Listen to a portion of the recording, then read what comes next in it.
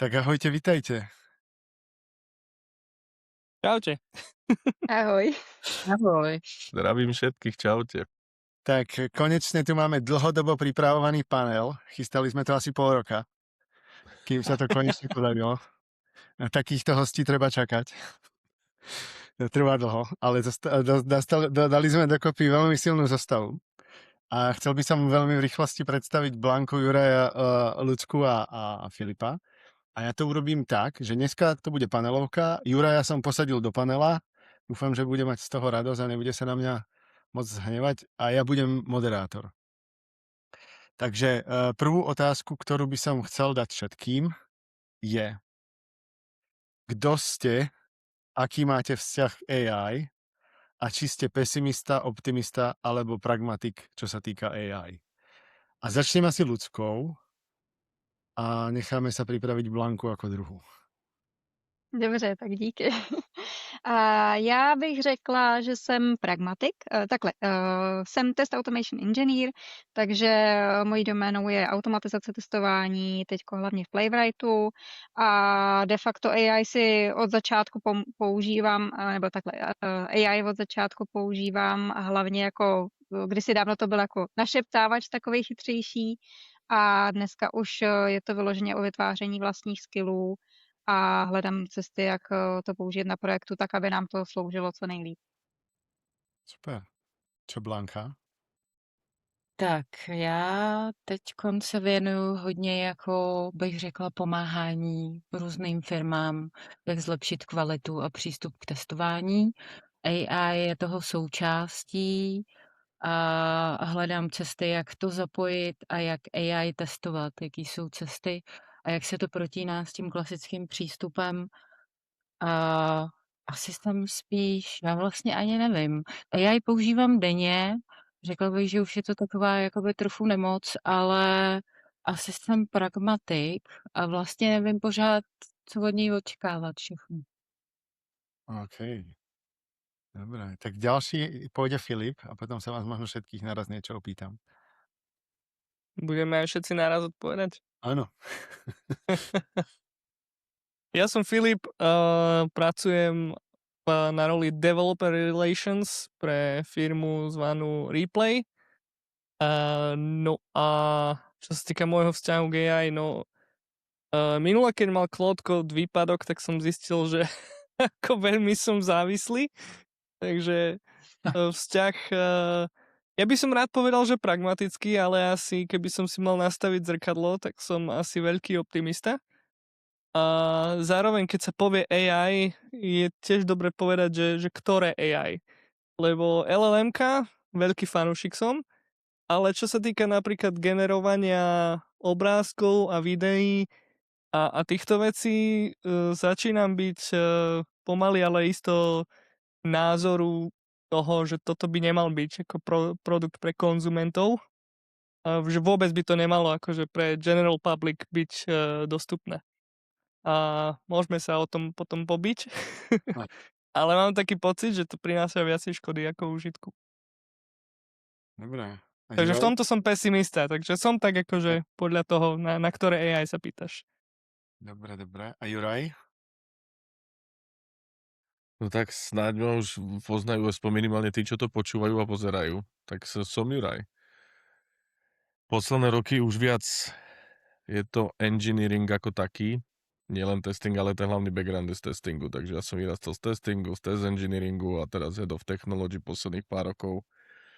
No a čo sa týka AI, no tak ja som skôr ten pozitívec. To ja vo všetkými novými technológiami, ja som vždycky taký skôr ten early adopter a potom veľakrát zistujem, že čo tam nefunguje, ale väčšinou ma to nikdy neodradí. Takže skôr som akože asi ten pozitívny v tomto smere. Samozrejme, tak ako hovorí Filip, že záleží asi v ktorom smere.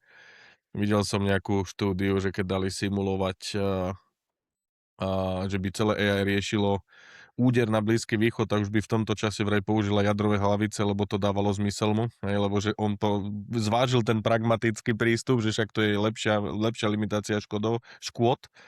Takže niekde asi ešte pesimista, niekde to treba ešte akože vyladiť a doriešiť, ale všeobecne, čo sa týka našej engineering domieny, tak ja som zatiaľ pozitívny. Alebo pozitivista. Ale Marcel, aj ty povedz, nehraj dneska len toho moderátora. Ja viem, že si to takto ušil, ale daj aj Ja tvoj viem. pohľad. A Tak skús nás ja som presvedčiť o tom, že nie si, extrémista. že si optimista. Ja si myslím, že nie som ani optimista, ja som extrémista, podľa mňa. Že áno, som závislý. Je to čím ďalej horšie. Tak neviem, či mám k tomu povedať viac. Áno, včera mi došli všetky limity a bola to ťažká hodinka. Takže si chtěl zaběhat a pak si vymyslel, že se sejdeme.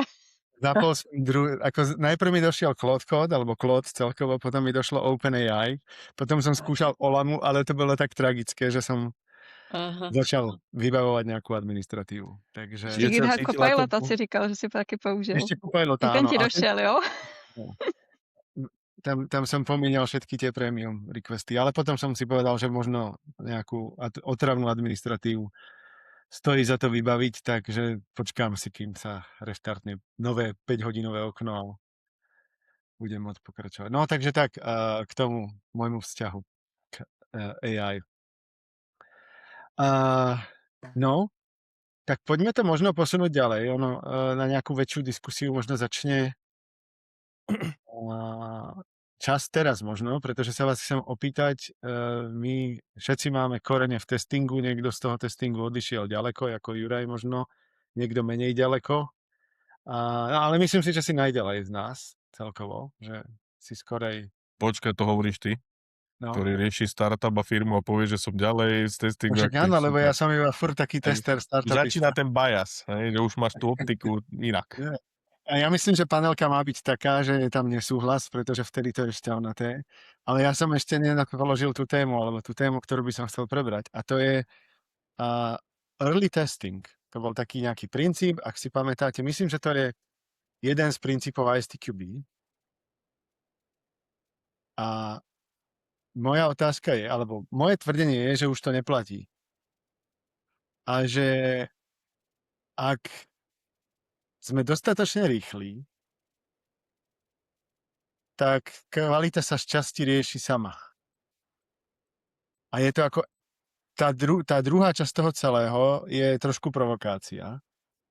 A chcel by som, aby sme si filozofovali na tú tému. Tak ja neviem, že či si to myslíte podobne, alebo nie, ale ja mám pocit, že keď viem rýchlo opravovať veci, čo sa dejú, tak nemusím sa moc starať o to, jaká kvalita je na začiatku, pretože veľmi rýchlo to iterujem k tomu, že to začne nejak fungovať. A vlastne aj to zadanie, keď je nekvalitné, tak z ponaučenia od zákazníka sa dokážem tak rýchlo učiť a tak rýchlo meniť, že ten začiatok, do ktorého sme investovali, keď si pamätáte ten bug, ten taký graf, kde bol ten chrobáčik, ktorý rástol, že to bol malý, väčší, že každá chyba nájdená ďalej vpravo mala o rád väčšiu cenu alebo náklad, takže vlastne to vlastne zmizlo kvôli AI, si myslím. A už som ticho, to som chcel tú filozofiu nejak vysvetliť.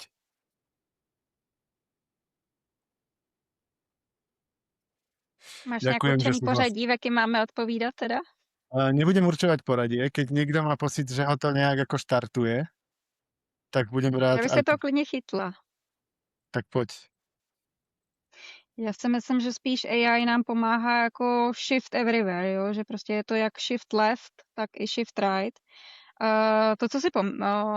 To, co jsi zmiňoval, je možný.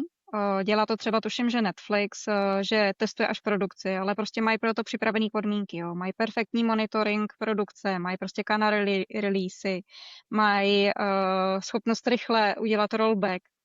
A myslím si, že to je možný, ale že bych to byla jako nějaká všeobecně aplikovatelná rada, to si nemyslím.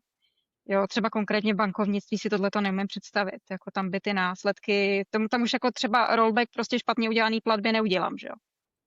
Takže záleží hodně na té doméně.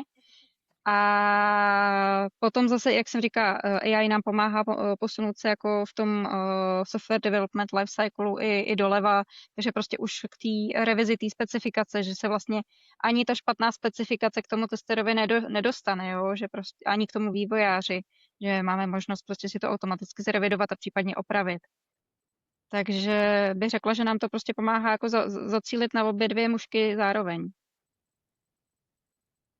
Čo ostatní? Souhlasím s tou připraveností, protože si myslím, že většina firem na trhu není připravená, jako třeba tady Lucka zmínila Netflix. Spíš bojují s tím, jak se dostanou, já nevím, jak je ta Gartnerova křivka, že jo, kde jsou ty etapy, tak všichni se bojují mezi Agilem a DevOpsem a do toho jako se snaží narvat AI, protože, že jo, proběhla ta velká vlna a AI tam všichni chtěli zuby nechty narvat, teď se jako nevyšlo to finančně a podobně. Takže si myslím, že tato filozofie furt funguje, ale že právě urychluje a pomáhá od té rutiny a přináší nějakou paralelizaci práce, pokud má dobrý vstupy a data a všechno, co k tomu jako potřebuju, abych to mohla zapojit. Takže si myslím, že to je fakt hrozně case by case a že to jako neruší tu filozofii. OK. Bude tu niekto so mnou súhlasiť? To je moc kontraverzní. Dúfam, že nie. Radikál. Počkaj, ale tvoj názor je, že teda early testing už Neplatí. neplatí, už ho netreba. No, že sa to dosť... Ak som dosť rýchly, kvalita sa vyrieši sama. Ja si myslím, že že na niečo si kápol, neviem, či by som to ale takto povedal, že ja keď sa pozerám na testing ako taký, hej, že testing vlastne prečo vznikol a akú rolu zohráva vlastne v celom tom software development lifecycle, tak aj to, čo si spomenul, hej, ten cost toho bugu, že aký je, keď sa zachytí pri developmente versus keď sa zachytí na produkcii, hej, že tak testing vznikol práve kvôli tomu, aby šetril ten náklad, alebo šetril zamedzil tomu problému, ktorý môže nastať a byť potenciálne veľmi, veľmi drahý. Hej. Teraz, čo ja sledujem, je, že ten software development sa mení a my testeri sa tak akože radi podľapkávame po chrbte, že hlavne keď vidíme, že čo sa deje v Amazone, alebo čo sa deje v Salesforce, alebo neviem kde, hej, keď niekomu proste vyletí bug do produkcie, alebo prepustí ľudí a potom ich naberie naspäť. Tak si radi tak hovieme v tom, že ešte stále sme dôležití, hej. A ja by som rád veril tomu, že to je pravda. Na druhej strane spôsob, akým vidím, že sa ten software development mení, a ono to samozrejme to sa neudeje všetko za deň alebo za mesiac, ale keď sledujem akým spôsobom sa ten software development mení, tak niečo mi naznačuje, že tá rola testera ako taká sa bude meniť tiež. A je mi ťažké teraz predpovedať, že ako sa mení, ale môj osobný predpoklad, môj tip, a to môžeme sa stretnúť o rok, o 2, o 3, že či moja predpoveď vyšla alebo nie. Moja predpoveď je, že software testing sa zmení skôr na taký nejaký quality engineering. Hej? Že to bude rola, ktorá je trošku viacej multidimenzionálna a nie je primárnou rolou testera nejakým spôsobom validovať ten software alebo hľadať bugy alebo byť ten nejaký bug hunter v tom celom, ale skôr aplikovať taký nejaký systemický prístup k tomu, aby vlastne boli sme schopní doručovať kvalitu. A to nemusí, do takejto role nemusí vyrásť iba tester alebo nejaký test automation engineer, ale môže do toho vyrásť aj nejaký frontend developer alebo DevOpsák alebo tak nejak. Pre mňa, ja niekde v tej budúcnosti vidím takúto nejakú rolu a možno, že to dokonca, tam je ešte taký otázniček, či to bude rola, alebo to bude skôr nejaký systém. My máme takto, testing je, nechcem ísť na príliš dlhý rant, hej, ale že testing je len jedna časť ako keby toho development lifecycle, ktorá zaručuje nejakým spôsobom kvalitu, hej. My máme code reviews, hej, Claude Code pred pár dňami vydal vonku code reviews, hej, za $25 dostaneš jedno code review, hej. Ale je to akože legitímna oblasť, kde vieme nejakým spôsobom zachytávať, či to, čo púšťame do produkcie, je kvalitné alebo nekvalitné. Ja si myslím, že niečo to napovedá o tom, akým spôsobom budeme tú kvalitu v budúcnosti riešiť. Vzhľadom na to, že aktuálne kódu môžeme mať koľko len chceme, hej, tak my testeri by sme boli radi, keby odpoveď bola, že budeme veľa testovať a bude nás treba veľa, aby sme to mohli všetko skontrolovať. Ale ja si myslím, že proste v industrii sa týmto smerom neuberá a skôr to bude chcieť nejakým spôsobom automatizovať alebo vytvárať systémy, ktoré nejakým spôsobom budú vedieť tú kvalitu zagarantovať. Uh-huh. OK, takže early testing už platí, platí, alebo už neplatí? Early testing, ale kto ho robí? OK, takže... Alebo čo ho robí? Ja neviem, vieš, že ja som tú tvoju otázku trošku tak dal nabok, lebo... Uh-huh. Ale ja som si ako upravil môj skript a pozrieme sa na to, že jak budú vypadať testery, alebo že či nejakí budú, jak budeme testovať vôbec. A tak ja sa ešte opýtam znova tú otázku Juraja. Platí early testing v AI? Filip ma celkom odrovnal na záver, ale snažím sa dostať späť tej otázke. Ale ja podľa mňa sa prepisuje, akože zase asi tu zahrám na Filipa, že to celé SDLC sa prepisujú, sa hovorí o ADLC a podobne, že my tu hovoríme early testing okom. Ako to začnem to, ako to Filip zakončil, že okom hovoríme, že early testing robí. Že to má robiť tester, robí to agent, robí to sad agentov, robí to nejaký product manager, kto robí ten early testing, že možno princíp nejakého toho tam asi zostane, otázka bude tá forma, ako to bude vyzerať a kto to bude vykonávať. Ja si myslím, že skôr to samé, lebo ten feedback loop sa teraz zásadne stenšuje veľmi, veľmi rýchlo, že to je ten rozdiel, že tie iterácie, že to bol cieľ agile iterovať, ale iterovali tam nejakí ľudia v kruhu, v kráčovom, v týždňovom a dneska dokážeš iterovať, a nechcem nazvať, že v sekundách a dokáže to vyiterovať jeden človek, čiže možno sa stíra skôr aj tie role, že keď to nechcem už naznačiť tú ďalšiu tému, ale stiera sa vlastne to, že vôbec či budeme o nejakých roliach rozprávať, však to asi naväzuje na tú diskusiu, že sme mali naposledy, že early testing za mňa asi áno, ale otázka, že či to nebude robiť už nejaký iný, nechcem bol nástroj, ale nejaký agent, ktorého si my možno vyšperkujeme a bude to robiť za nás. Super. Tak ja to všetko teda, to je taká predohra k tomu, čo sa dostaneme a nevedel som ani, že to bude v agende, ale postupne to vypadá, že to je ako dobrá téma sa k nej dostať. A to je vlastne, jak sa nám posunie organizácia celkovo asi v IT, to speje k tomu. Zatiaľ to držím v nadpise rola testera. Ale ešte predtým mám jednu takú tému a to je testovacia pyramída. V minulosti sme si hovorili, Juraj, teba tá téma nebaví, tak pôjdeš prvý. Nie, akože ty vyťahuješ pyramídu ako na nefunkcionálne testovanie, že teba to chceš vždy, mňa to láka odjak živa. To je normálne, že ty vždy vyťahneš z klobúka pyramídu, to ma na tom baví. No pretože kedy sme si hovorili, že UI testy sú drahé na automatizáciu, sú pomalé, ťažké na údržbu a tak ďalej a všetko máme tlačiť dole do nejakých unit testov alebo systém testov nižšie. No ale dneska vyrobiť akýkoľvek test v akejkoľvek forme, teda dokonca aj explorátory automatizovanie, je strašne jednoduché. Akože asi to žere veľa tokenov a asi to bude stále tá pyramída, keby sme to dali akože token driven, to neviem, či také vôbec existuje termín, ale keby to bolo závislé na tokenoch, tak to asi stále platí, ale tá náročnosť je keby boli tokeny zadarmo, tak je to asi jedno. Čo si myslíte o tejto téme? Chceš pridať ešte, Juraj? Nechcem.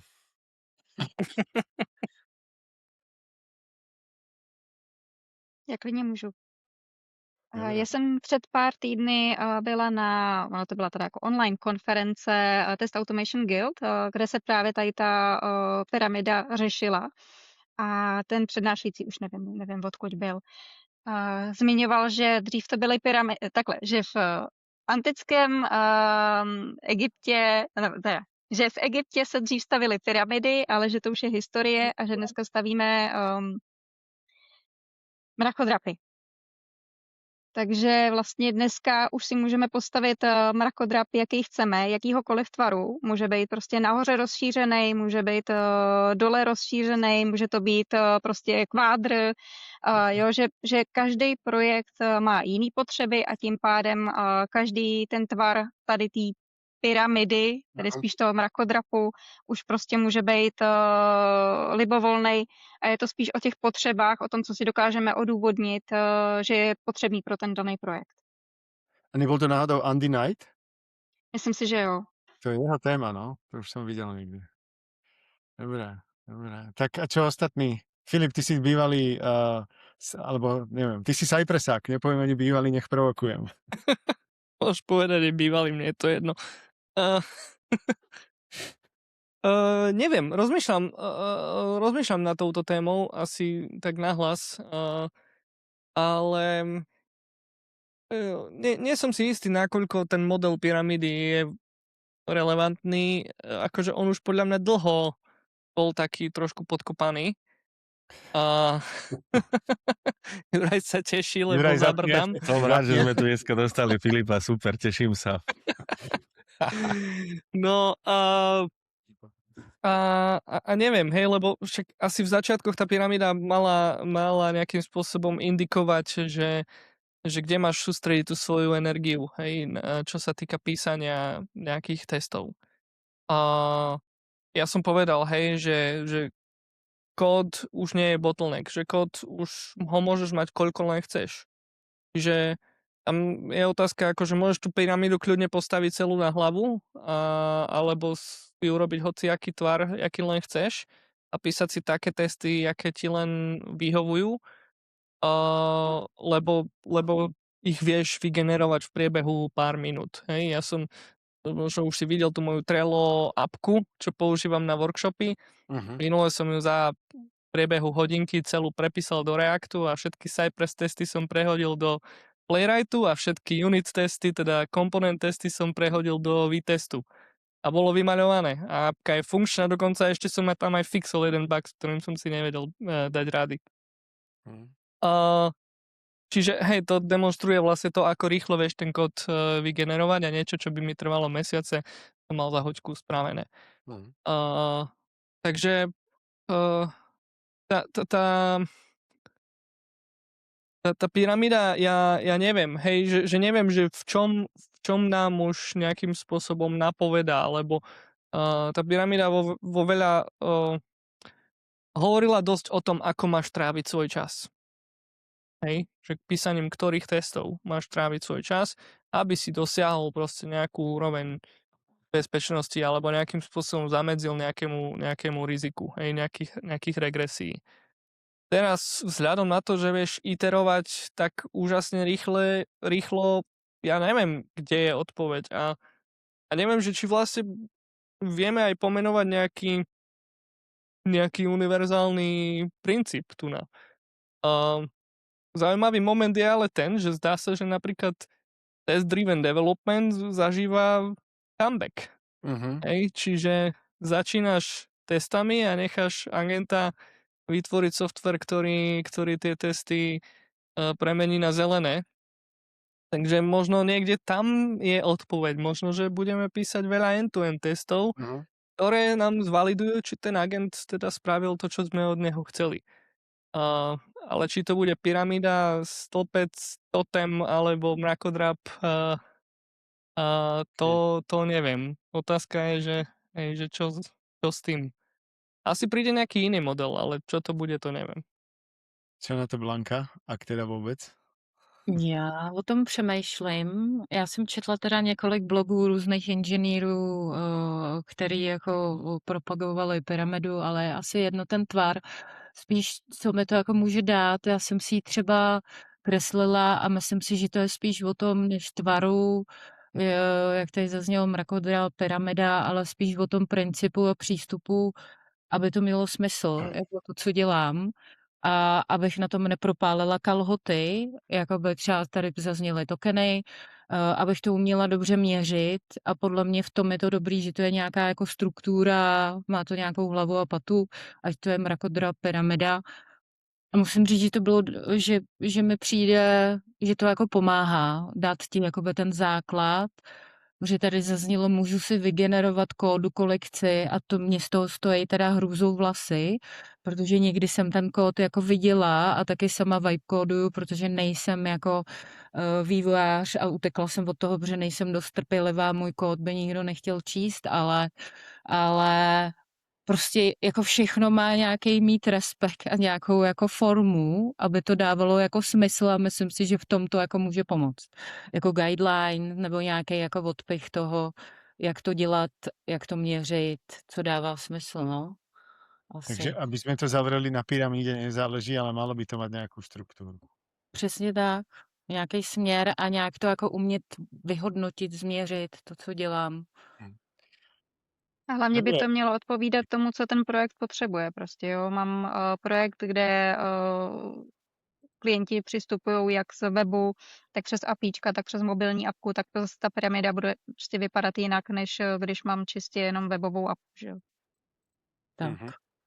Ale jako v testingovém světě, když řekneš testing pyramida, tak všichni jako to berou víc k srdci, takže víc podle mě to jako přijmou, třeba ty změny, jo, že to je o formě jakoby toho, na co jsme zvyklí.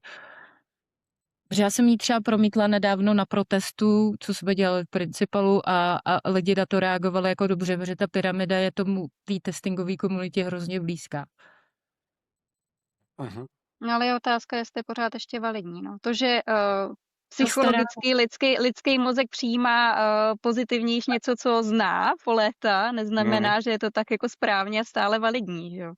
Aby jsme se tak jako neudržovali v takovém jako komoditním stavu, že jo, takhle je to dobrý, takhle je to jistý, ale přitom už jsme se posunuli někam, kde to není validní. No keď to ja rozbijem na záver tým, že jak a pyramída, tak ja poviem, ja už dlhšie challengeujem, že pre mňa tá pyramída nefunguje. Pre mňa je to už, skôr je to také vodítko, veľakrát aj pre tých speakerov, hovorili ste o Andym a podobne, že to je téma, na ktorú vedia všetci sa takže napojiť mentálne a dá sa o tom rozprávať na 300 druhov, hej.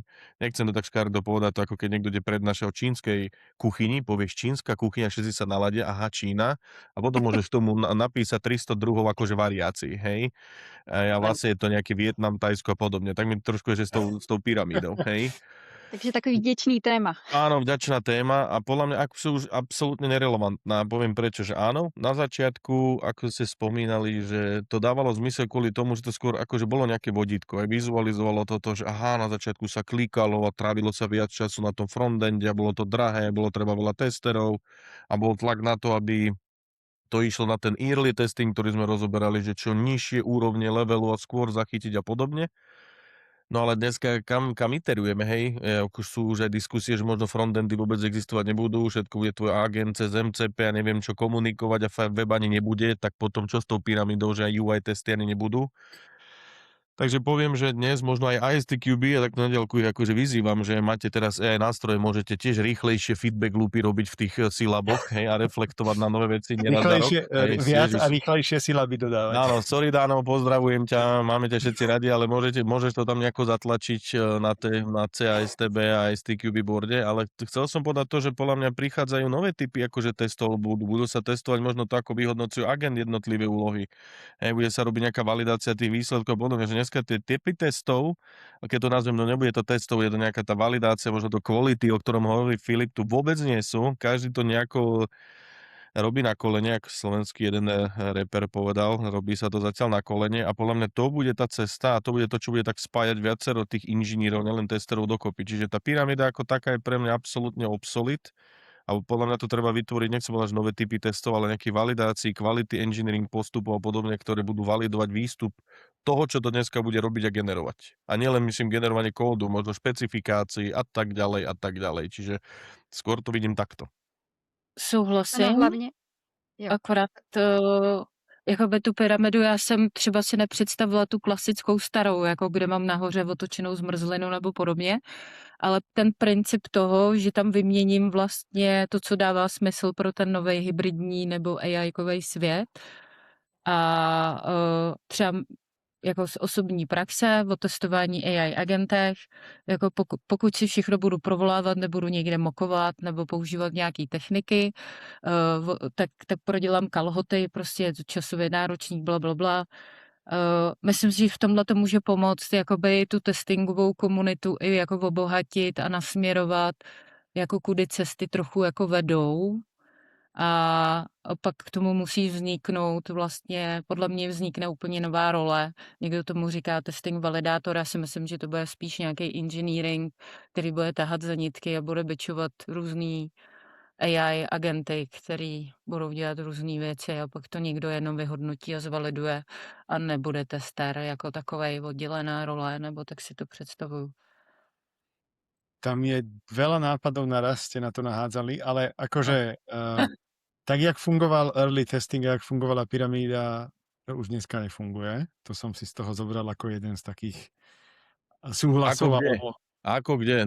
Dobre ľudská povedala, že záleží, ktorá firma, kde je v nákom bode. Ale všeobecne No, ale že sa to tak či nefunguje. tak nejak mení, kvôli Áno, áno. tomu, že veľa vecí idú rýchlejšie, jednoduchšie a tak ďalej. A druhú takú ako, jak to povedať, záver z toho, tej diskusii o pyramíde je, že Blanka vidí pyramídu skorej ako sadu princípov a to, čo mám na ktorom poschodí v tej pyramíde, môže vypadať inak, ale pochopil som to tak, že rozmýšľam nad tým, čo mám kam položiť, čím sa mi to možno rôzne roztvára, není to tá pyramída, ale ten nápad z toho, že mám hľadať tú najvyššiu efektivitu v testingu, že ako testovať tam, kde to dáva najväčšiu efektivitu, tak tam niekde to stále Blanka vidí. Aspoň tak som to nacítil trochu z tej diskusie.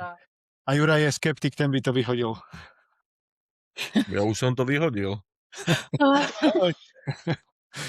Tak, no, ale to nám otvára možno tú ďalšiu tému, ktorú som pôvodne nemal na zozname, ale myslím si, že to bola dobrá taká tá. A mám pocit, že sa už aj rozpohybovávate, že to začíname diskutovať. A to je vlastne, keď sa to všetko tak mení, tak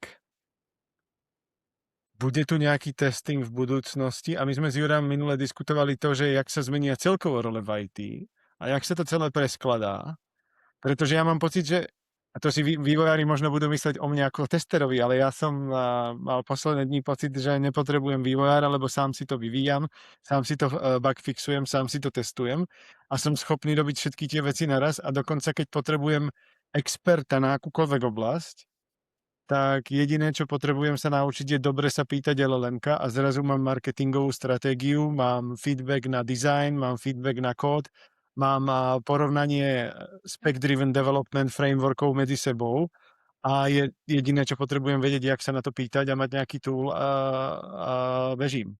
Tak jak to bude vypadať? Takúto otázku si dáme. Jak to bude vypadať za pol roka?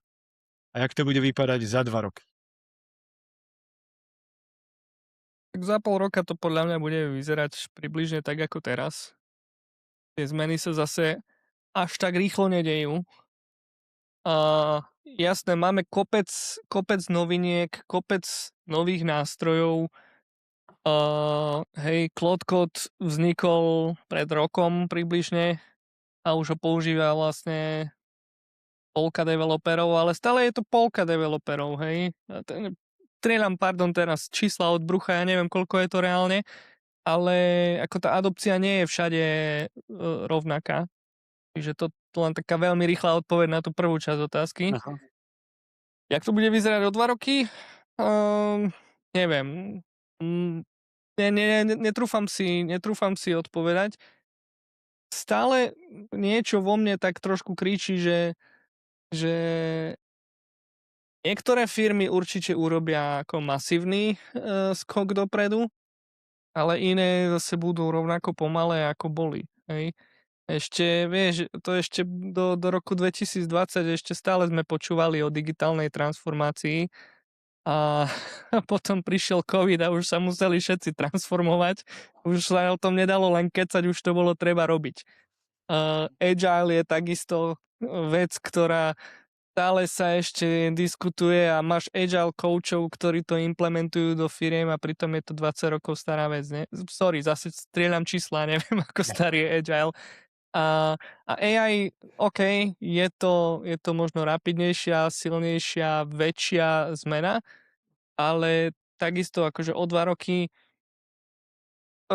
neviem, že kam sa ten svet poberie, ale ja si myslím, že to nebude taká zmena, že jak lietajúce auta, hej. A ale určite sa tie veci postupne meniť budú. To, čo ja som naznačoval, je, že čo sa týka testingu, tak tá rola sa bude meniť. Developerská rola sa mení aktuálne rovno pred našimi očami. Ja neverím, že testerská rola ostane rovnaká. Tomu ja proste neverím.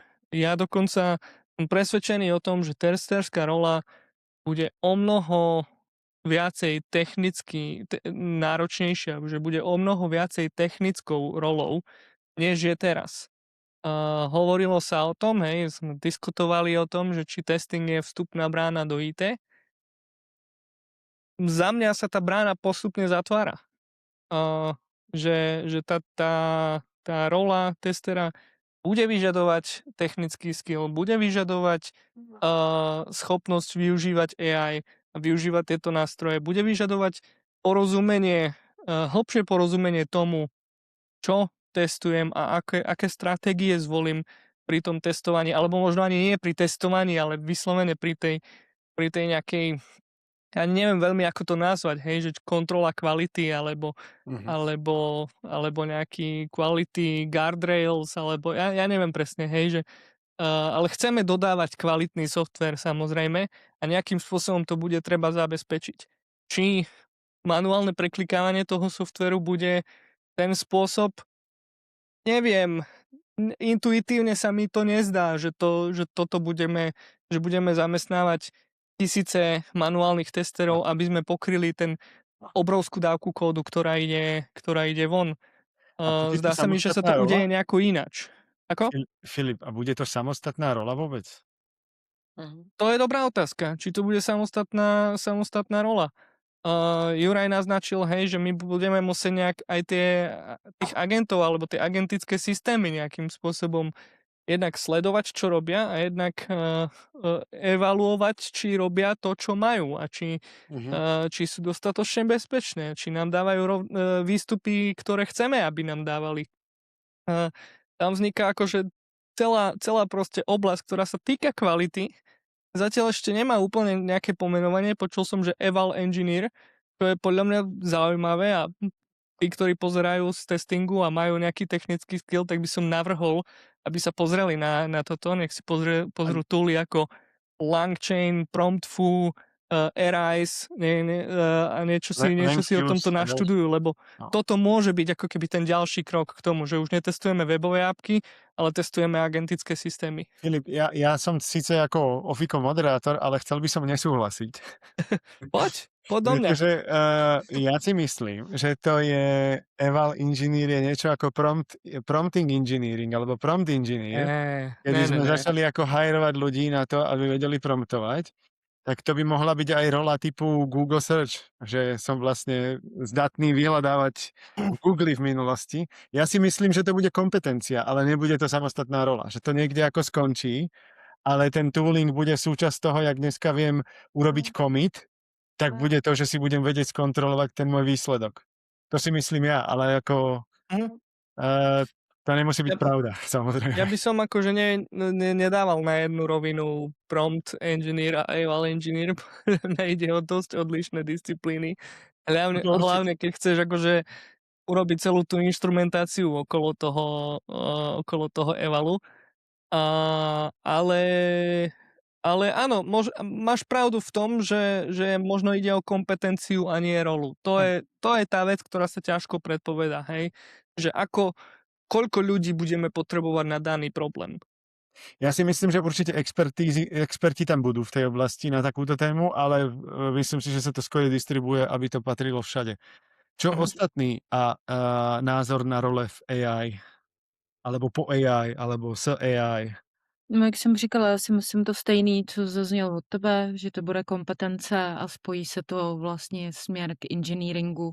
Ono už to tak jako přichází A nebo jakoby z testera se stane engineering, protože ty znalosti technický v podstatě jako manuální tester nepřežije, že jo? Tam jako nemáš úplně šanci bez Pythonu, bez nějakých jakoby základních věcí, prostě jako nejsi schopnej obstát moc. Tady přemýšlím o tom, jak rychle jakoby se to změní. Já jsem teď četla nějakou statistiku od jednoho člověka, co se točí kolem AI a v podstatě IT, marketing a ještě nějaká oblast jsou hrozně moc jako dopředu oproti ostatním oborům. A vlastně, když jsme o tom třeba dneska diskutovali s jedním kolegou, jak jsem si říkala, že by si zatloukáme hřebíček sami do rakve, protože vlastně ty technologie podporujeme a zároveň se připravujeme o práci z části, protože nás to jako nahradí možná, nebo změníme pozici, profil, nevím, nějakým způsobem, ale IT je hrozně vepředu, takže jak to bude vypadat jako celkově, my jsme v takové bublině, si netroufnu odhadnout, ale znám firmy, kde AI teprve jako začaly vůbec jako přemýšlet o AI, že ho jako a dojíždějí na tom hyperloopu takovým tím jako všichni začali prostě skákat a musí mít AI, tak teprve některé firmy začaly zjišťovat, že AI je, jo, tak těžko říct. Co jsem si pokládala třeba za otázku k tomu, komu bude AI tak rychle jako dodávat, kdo bude konzumovat jakoby ty funkčnosti a ty feature, když 3krát denně změníme tomu konzumentovi jako aplikaci, změníme mu tlačítko, layout, kdo jako o to stojí teda, to je taky otázka, co mi k tomu napadá, no. Ale Akože stabilita toho, čo sa vyrába. no, že jsme se teď o tom jakoby bavili v nějaký jako skupině, že vlastně jako cílem některý CEO je být super rychlý, ale jako ocení to ty koncoví zákazníci, jako že jim tam naleješ 3krát denně něco jako pod rukama. Já nevím. Otázka. Já si taky myslím, že ta hodnota té práce, že bude klesat, protože čím víc toho vyprodukuješ, tím půjde cena níž. Je to jako se vším, s každou jinou komoditou. No a není to teda tak, že iba osekám ten tým a budem ako spomalím tú rýchlosť, že budem potrebovať o tretinu menej ľudí a dneska v tých softwarových firmách tie výplaty to je najdrahšie. Všade. Je to tak Takže možná. Tam je to potom sa už otázka, že no. čo so všetkým tým ušetreným časom? Takže ja som teraz písal vo svojom newsletteri, vyšla taká štatistika, zabudol som meno inštitútu, ale píšem to tam, uvádzam zdroje, takže dá sa to dohľadať, že čo to je, ale že vzniká taký zaujímavý paradox, hej, že krátko po covide, ako klesli úrokové, teda zvýšili sa úrokové sadzby, tak vlastne bol veľa layoffov a veľký pokles pracovných ponúk pre software, pre developerov. A teraz vlastne z každej strany počúvame nejaký layoff, hej, Atlassian, Block, Microsoft, kadekto. A zdá sa tak, to AI je taký ľahký vinník pre všetky tieto zmeny. Kto toho vidí hlbšie, tak vie, že sa to tak niekedy nalepí na to, že hej, AI, my vyhadzujeme ľudí, lebo sa nám darí. Hej. Ale teda vzniká taký zvláštny paradox, to je teda tá štúdia, ktorú som spomínal, že práve, že tie role, kde developerské a iné technické, musel by som sa do toho zase pozrieť, že sú na vzostupe. Že ako keby mnohé firmy vlastne ušetrili kopec času, ale vlastne to znamená, že aj môžu viacej toho dodávať. A tým pádom potrebujú ľudí, ktorí sú schopní aj za pomoci AI dodávať nové features alebo teda pracovať na developmente. A vzniká taký paradox. To sa aj nejako volalo, ten paradox. A počkaj, keď sa niečo zrýchli, tak vlastne nezobere nám to robotu, ale práve, že nám je ešte viacej pridá. No, ale ja myslím, že ľudská práve naopak hovorila, že čím viac toho dodáme, tak to bude strácať na hodnote, pretože toho budeme schopní vyrábať viac. A ja som na to argumentoval, že vlastne tým pádom môžem, aby som to spomalil, tak vyhádžem polku ľudí alebo nejakú skupinku ľudí a ty na to hovoríš, že Keď Že ich vyhadzuje sa stihne- preto, lebo firmy vyhadzovať majú telo. rovnakú velocity ako mali bez AI, hej? Že spolkov engineeringu.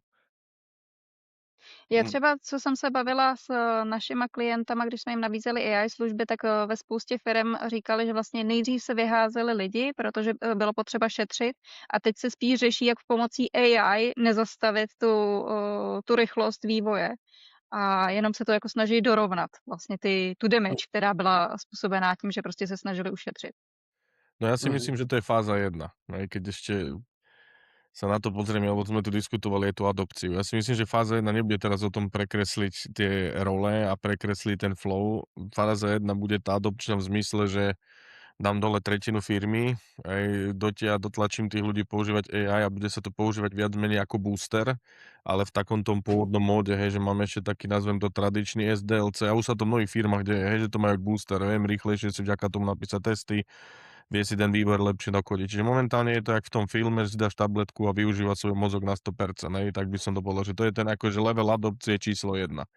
A potom level adopcie číslo 2 bude to, že a to súvisia si aj s tou pyramídou, trošku vrátim to naspäť. Konečne pyramída je spátky. Áno, pyramída je spátky, hej. Nevyhodilý.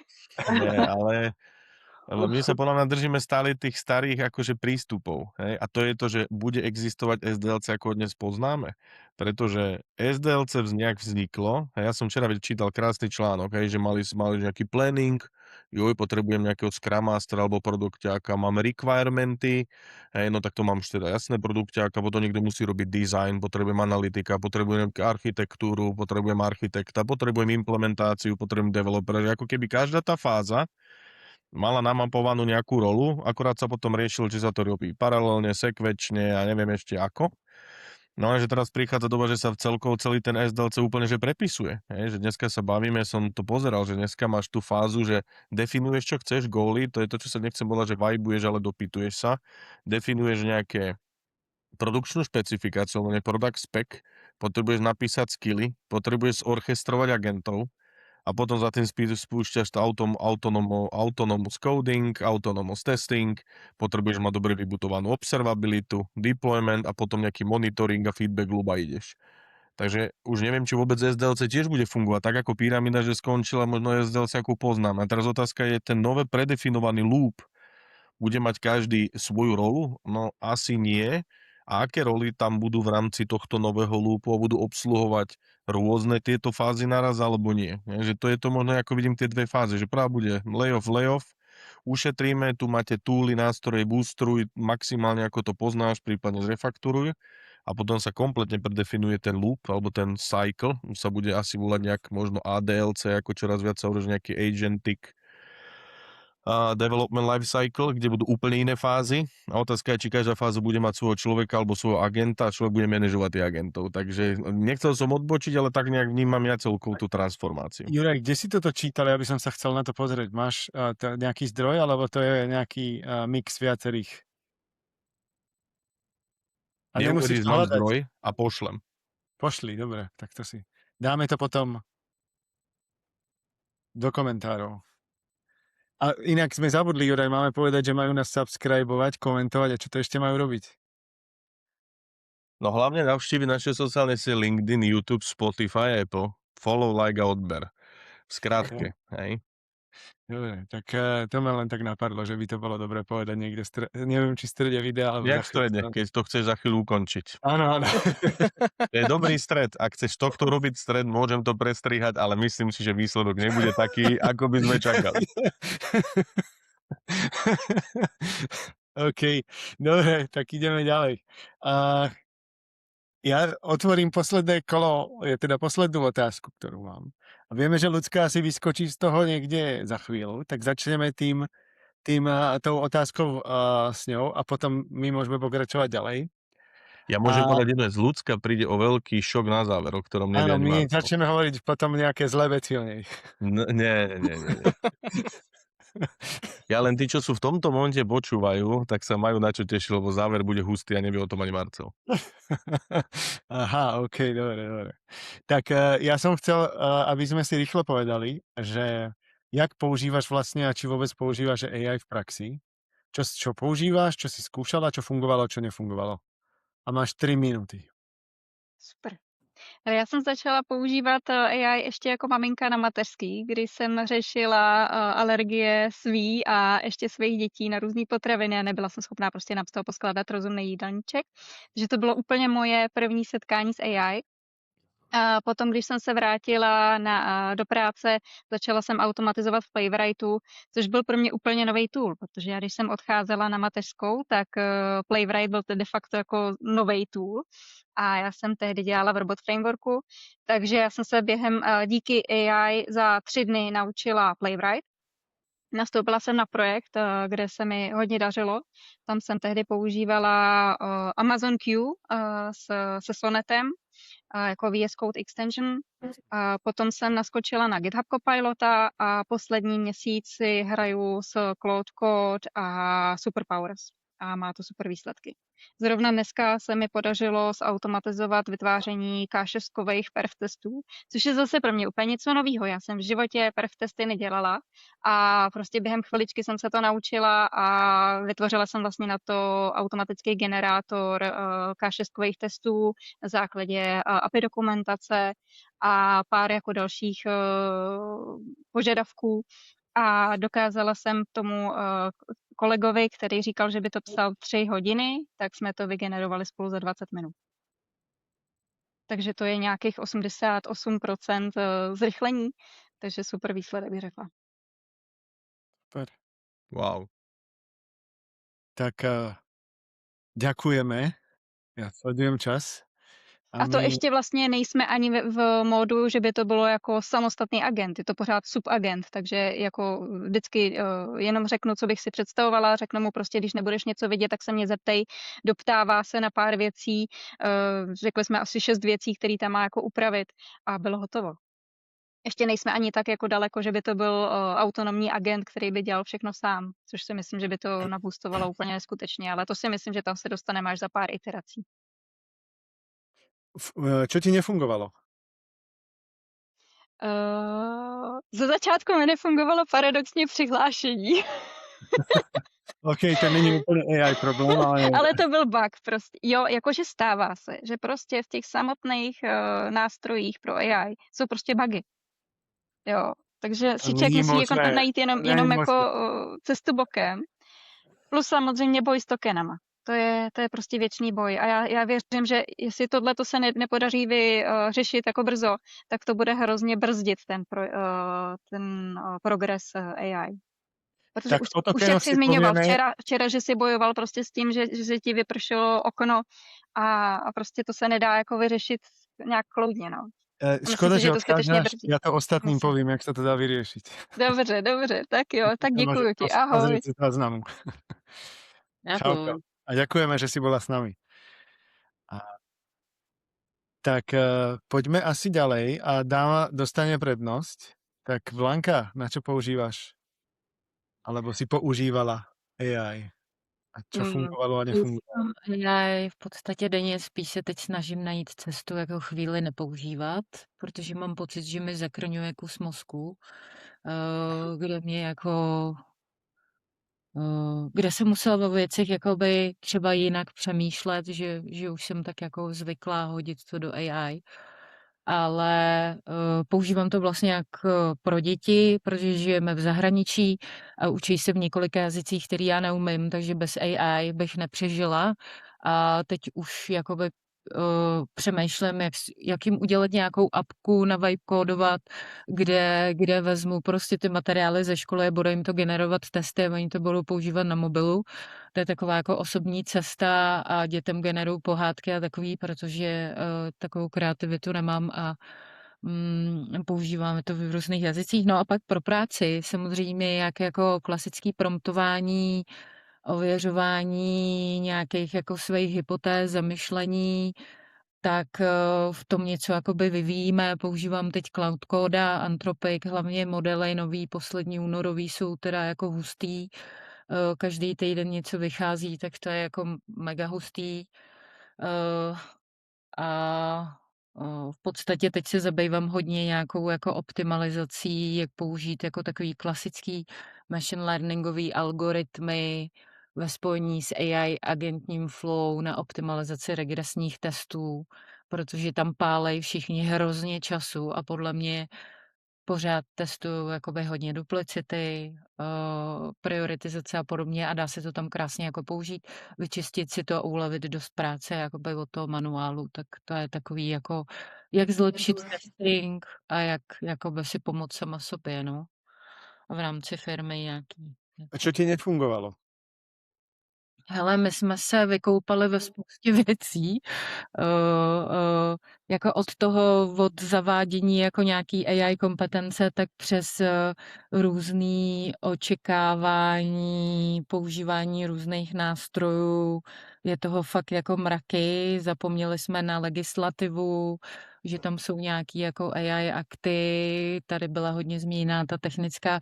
Musela jsem oprášit Python dost ve velkým takže nevím, tam je toho fakt jako spousta, no Aha. co se zaměřit, jestli technický nebo legislativní, A nebo... ešte z pohľadu tých APIek hovorila si o Cloud Code a ostatné. Ja si pamätám roky dozadu, keď GPTčko začínalo a potom bolo kopec modelov, tak ty si používala nejaký agregátor na četovanie. To stále používa? Hele, já ho mám pořád a mám ho proto, protože tam krásně jakoby přes APIčka sdružujou prostě v jednom portálu za jeden poplatek všechny modely, které vycházejí a mají sice pár denní zpoždění, ale můžeš je tam jako ošahat a nemusí si platit, máš jako pročkový verze, ale nemusí si platit každý per extra, takže je to takový jako exploratory, objevování těch modelů a k tomu mám vlastně Cloud Coda a pak mám Gemini a ChatGPT jsem teď rušila, protože ty poslední modely mi přijdou ty výsledky takový jako smutnější oproti těm ostatním modelům. Tak, no a používám různý pluginy do vizuálu a podobně a teď jsem si teda nainstalovala Kurzor, protože mě hrozně zajímalo, protože všichni jako vychvalujou na konferencích, že ho chci zkusit. To fakt? Tak to A ma jaké prekvapuje. máš prvé zážitky, či ešte si to neskúšala? Hele, ještě jsem to neskoušela, ale zatím mám jakoby staženou apku na Macu a chci si v něm zkusit nějakýho jako pomocníka rychlýho, třeba něco posílat do mailu, jen tak si to ošahat, protože to hrozně všichni jako propagujou. Jo, já jsem byla teď na nějakých 3 akcích a všichni to tam zmínili. A ešte nám povedz tú apku, ktorú si hovorila, že má všetky tie modely pre tých, koho by to zaujímalo, že si to chce ako vyskúšať tiež, jak sa to volá? POU. POU? OK. POE.com. POE.com, OK. No. Tak, dobré, tak poďme asi na Filipa. Čo ty a tvoje AI? Čo používam? No, asi najviac používam Cloud Code teraz. Už dlhodobo, vlastne už pár mesiacov si fičím na ňom, ale tam využijem aj Codex, používam Kurzor, čo ešte?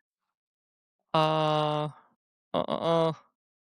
neviem, tu vzadu za mnou žmurká môj počítač, tam je OpenClaw nainštalovaný, ktorý ale akože zatiaľ neotvára chladničku za mňa ani nič také.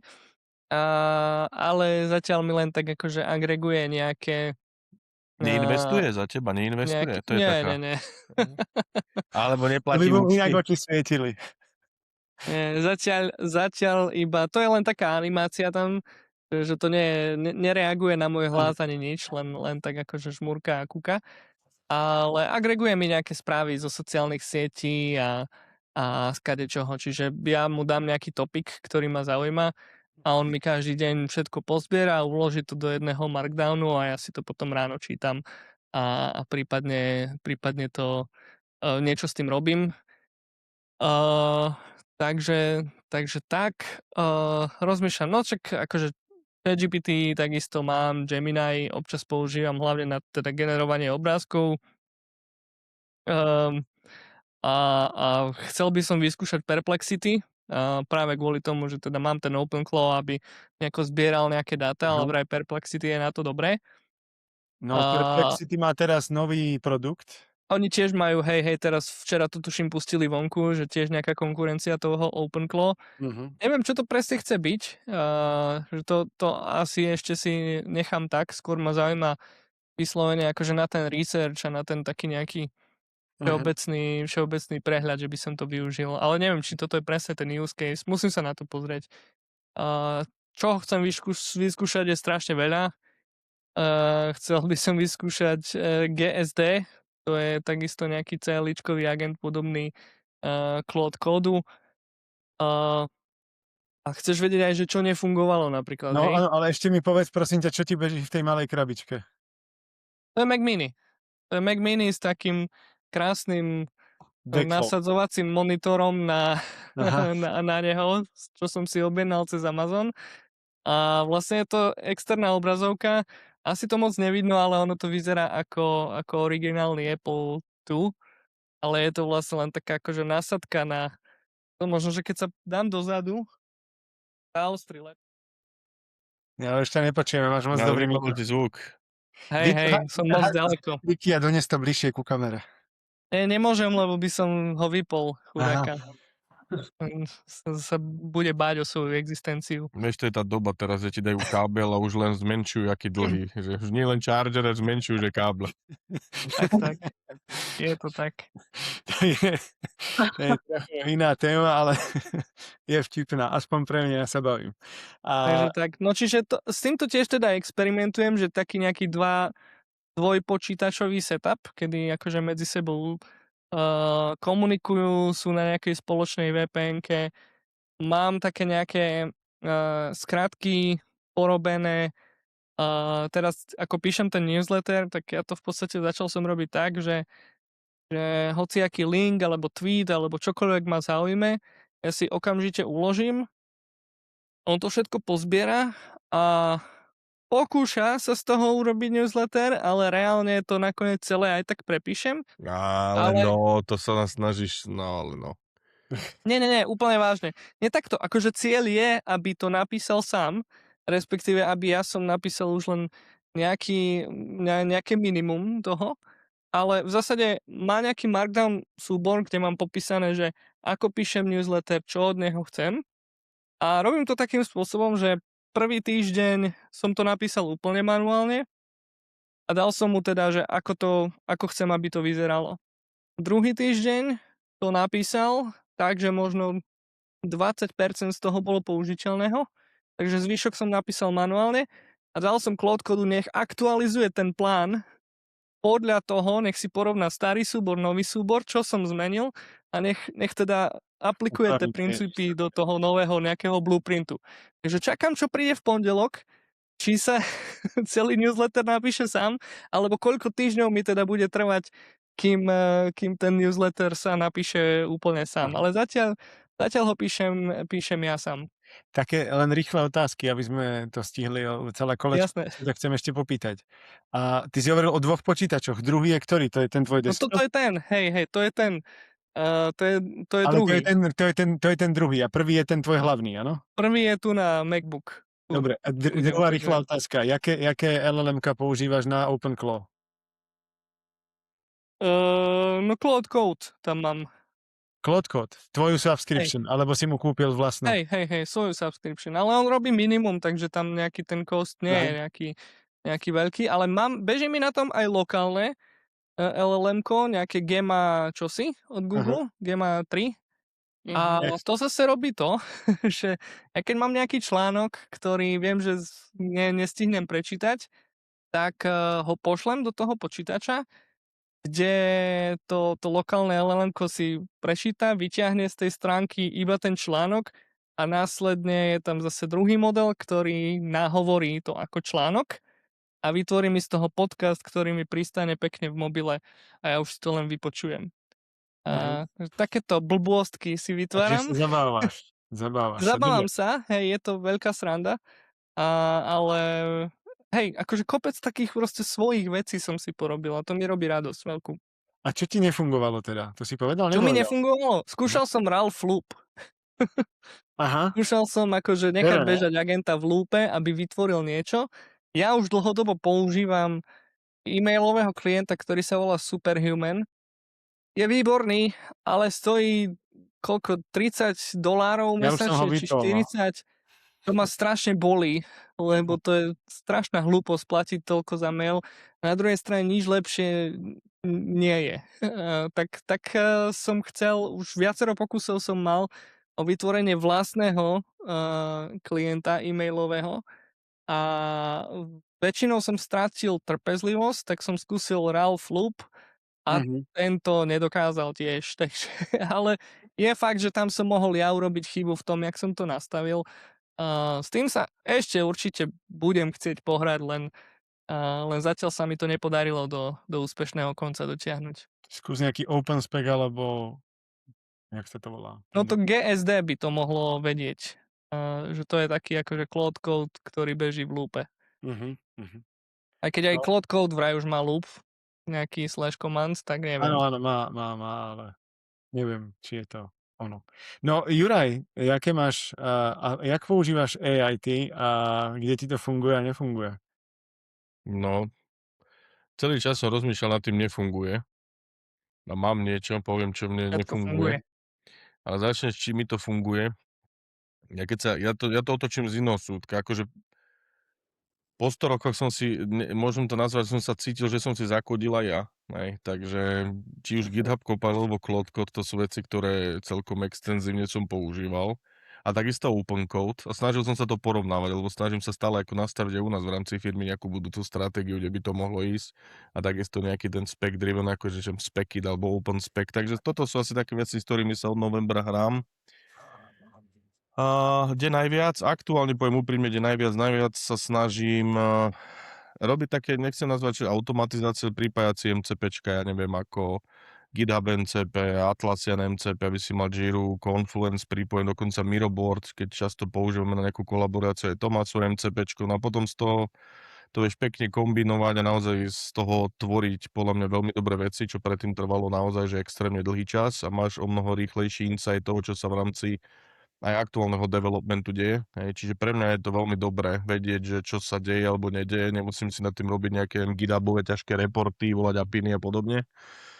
Takže to je asi v rámci toho, čo je aktívne a zároveň však tlačíme nejakú, práve bolo u nás autonomous testing, prístup AI first, to už ešte v čase, veď ty dobre vieš, keď ešte sa o AI nehovorilo, tak ja som bol zase taký ten happy vysmiatý, kde s tebou sme nejak túto tému diskutovali a tak nejako vznikalo aj VOPy a podobne, čiže že to sú asi tie veci, ktoré najviac momentálne akože riešim a celkovo prekresliť, a to preto som aj spomínal, ako bude vyzerať ten nový, ja neviem, či SDLC alebo ADLC a podobne, to je niečo, čo momentálne najviac akože v rámci firmy kreslím, že prekresliť tú mapu toho, ako by to mohlo v tom, nazvem to, aktuálnom ideálnom svete, lebo ten ideálny sa mení každé 2 dni.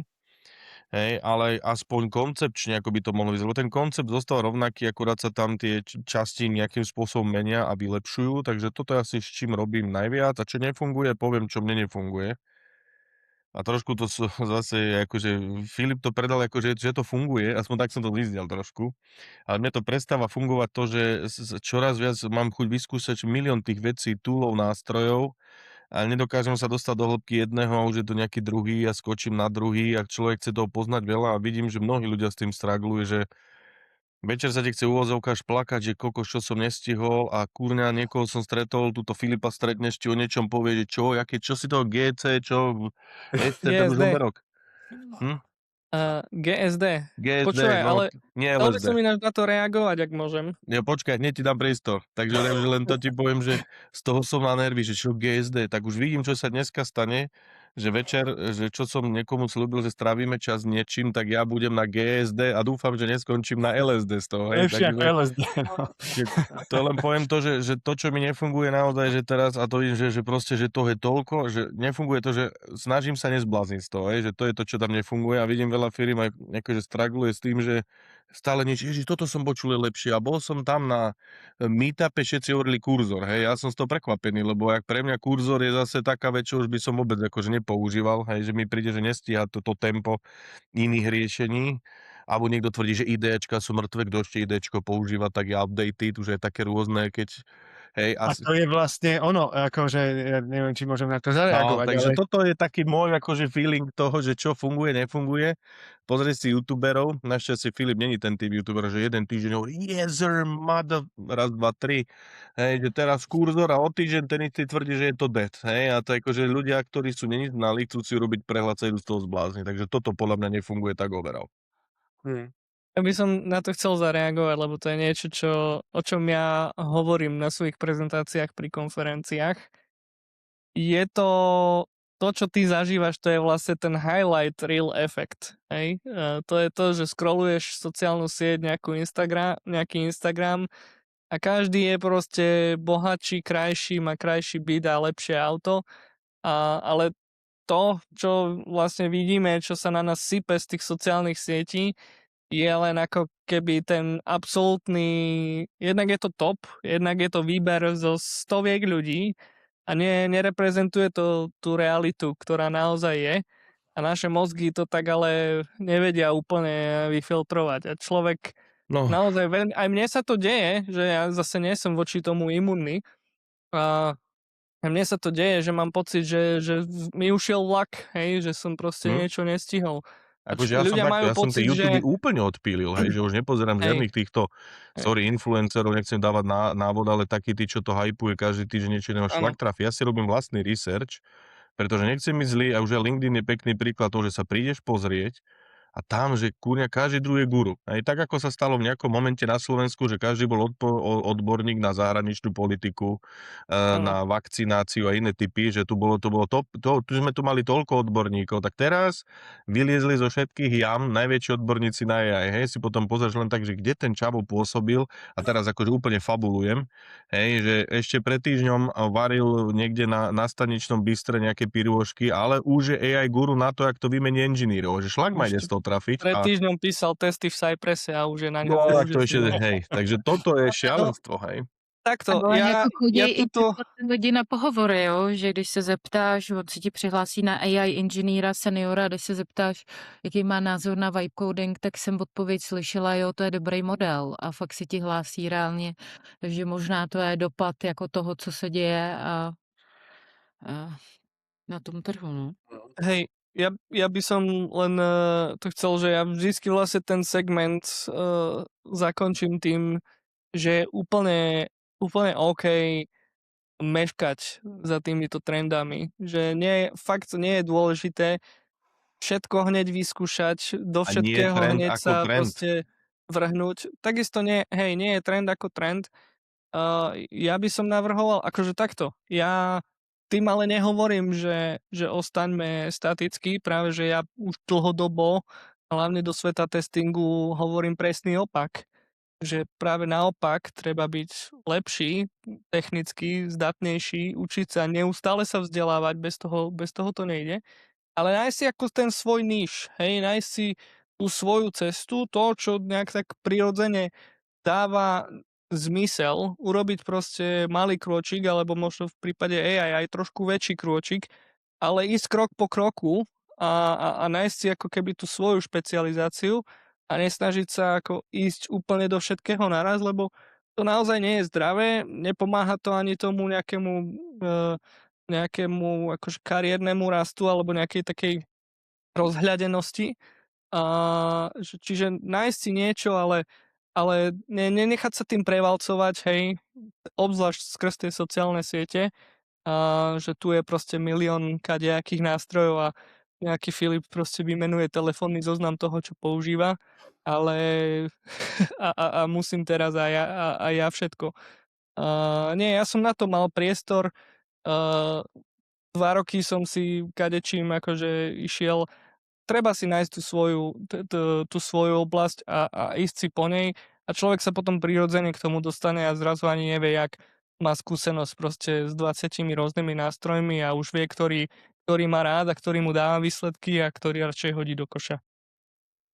no ešte ja sa vrátim trošku k tej téme, čo používať a tak a jak sa tu diskutoval ten kurzor a tak dosť, videl som nejakú štúdiu alebo diskusiu na nejakých tých médiách onlineových, že kurzor dosť akoby si uvedomuje, že má problém a snaží sa vybudovať nejaký agentický systém nový, ktorý nebude v IDčku, ale bude v nejakom cloude. Takže stavajú svoj cloud, to je ako jedna z vecí. A druhá vec, ktorú tam ten kurzor sa snaží ako v rámci boja s konkurenciou robiť, je, že majú svoj vlastný model, ktorý vraj už postupne začína aj fungovať. Že to není len tak, že by mali len model, aby sa nepovedalo. To je ako zaujímavé. A ešte jedna k tomu kurzoru som chcel povedať o tom, že IDčko je mŕtvé. Tak dneska som si práve nainštaloval niečo, čomu sa hovorí, že to má byť náhrada alebo vylepšenie toho, že keď máš veľa tých agentov a všetky ti bežia v rôznych kontextoch, tak vzniká nejaká apka, ktorá by toto mala riešiť lepšie ako klasické VS Code alebo niečo podobné. Tak som zvedavý, kam sa to posunie. Asi 2 dní dozadu Andrej Karpaty, neviem, či poznáte, napísal vlastne presne nejaký ako komentár tohto typu, že IDčka sa potrebujú posunúť, pretože už nepíšeme kód, ale riadíme agentov. A Odštartoval túto diskusiu aktuálne. Toto? Odštartoval vlastne túto diskusiu áno. za posledné 3 dní, že či IDčka áno alebo nie. Je to vlnka teraz nejaká, uvidíme, čo sa stane. Tak. No a ešte k tým lokálnym modelom. Ja viem, že aj Blanka dosť experimentovala s lokálnymi modelmi. No, my jsme experimentovali i s tím, jakoby, že jsme poznali rozdíl mezi jakoby člověkem, který nebo lokální model, no. Měli jsme člověka, který nám s tím měl pomoct, byl to data science, tam jsme tvrdě jako narazili a ten lokální model, no. Zkoušeli jsme to ve spolupráci s N8N, něco jsem měla na lokále, MacBook to těžce nesl, pak jsme měli pronajatý hardware na IBM Granite, ale jakoby ty výsledky těm power modelům, který jsou jakoby public, to se nedá rovnat, je to fakt jako úplně rozdíl a je to dost drahý to provozovat a dost drahý to jako ukočírovat celý. A k tomu potřebuješ ještě někoho, kdo ti s tím jako pomůže ukočírovat, protože nejseš jako úplně kovanej. A to je taky problém, že ten člověk si je jakoby jinak ražený, takže to je celá taková dlouhá story, na to tady není prostor.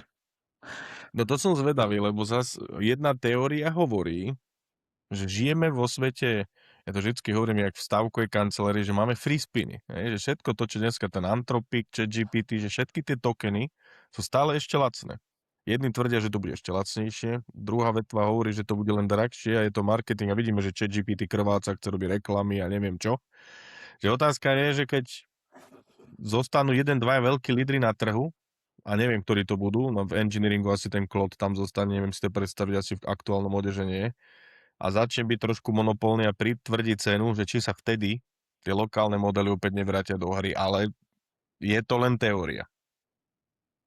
No, okolo tých lokálnych modelov je dosť vojna, akurát, že tie lokálne modely, ktoré sú konkurencieschopné, aspoň podľa štatistík, sú všetky nejaké ako čínske alebo azijské, že málo. Že ako keď chceš nejaký silný model bežať lokálne, tak je z Ázie a v Európe to dosť smrdí. GLM.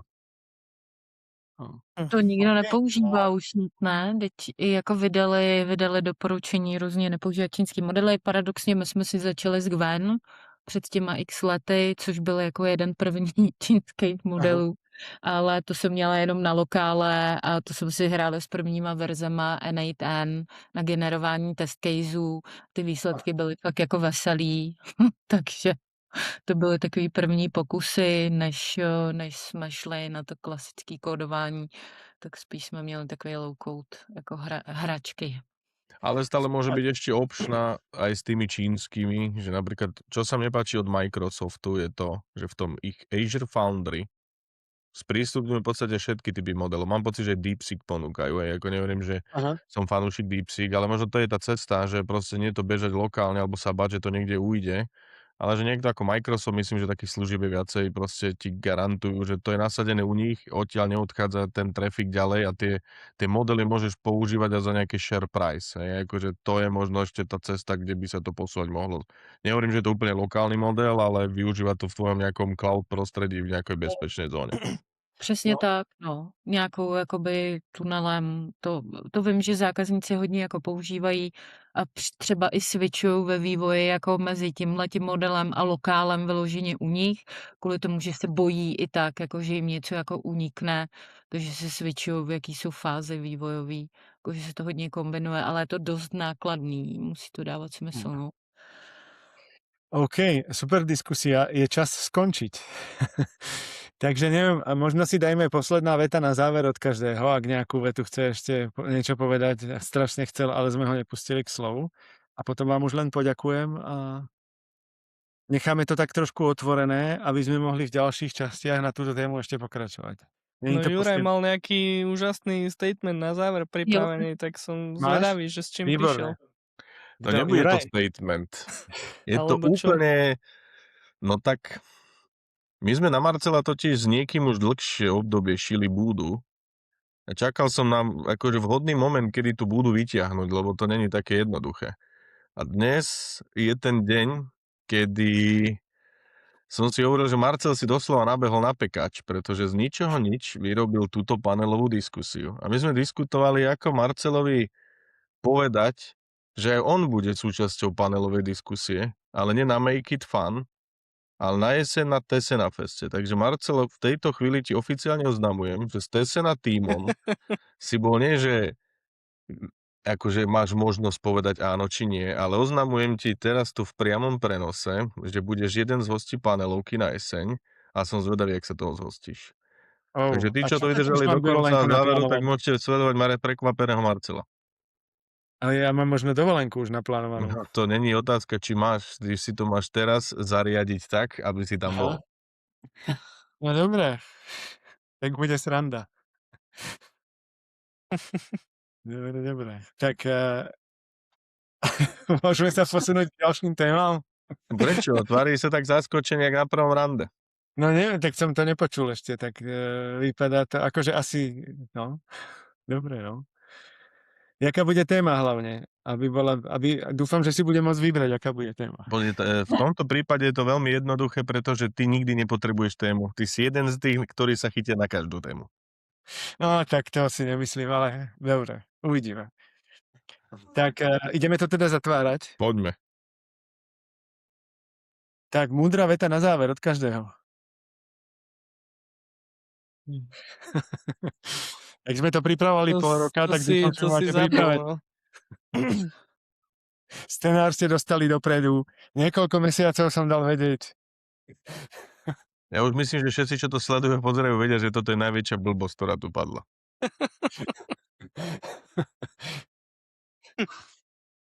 Múdra veta.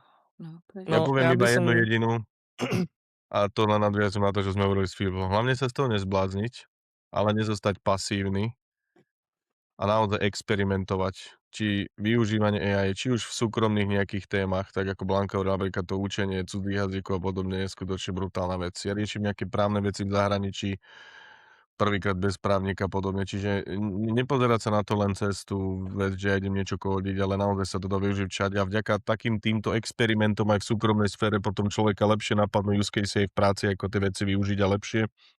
Takže experimentovať, skúšať, nečakať na to, že či mi firma dá nejakú licenciu, či firma ma bude niekde posúvať, lebo sa môže stať, že vy sa objavíte tiež v tom layoffe, hej, a potom budete donútení to skúšať a podobne, čiže naozaj experimentovať, skúšať a nehovorím, že byť úplne sa zbláznictvo ako tak, hovorím ja, že máme tie smutočné nálady, že toho je strašne veľa, ale vybrať si z toho také tie kľúčové veci, tie základné koncepty a využívať to. Čiže toľko za mňa.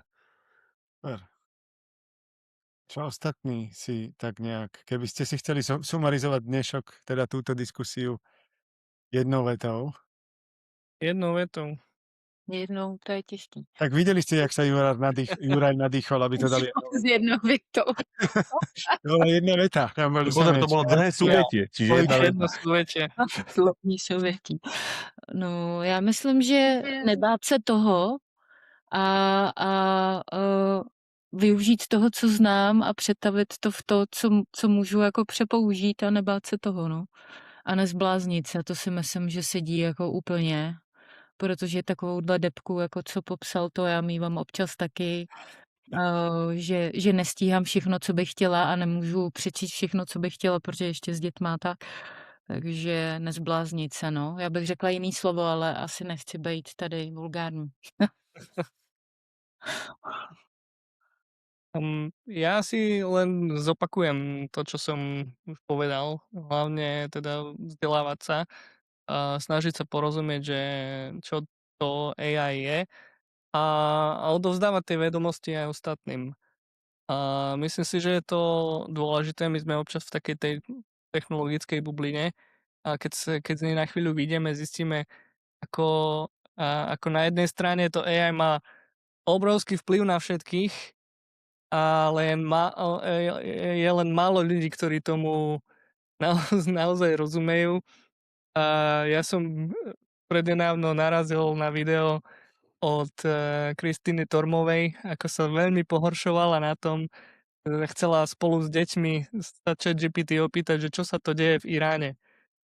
A že čo ten Trump. No a ChatGPT tým, že bolo trénované do konca roku 2024 alebo kedy, tak že prezident je Biden. Hej.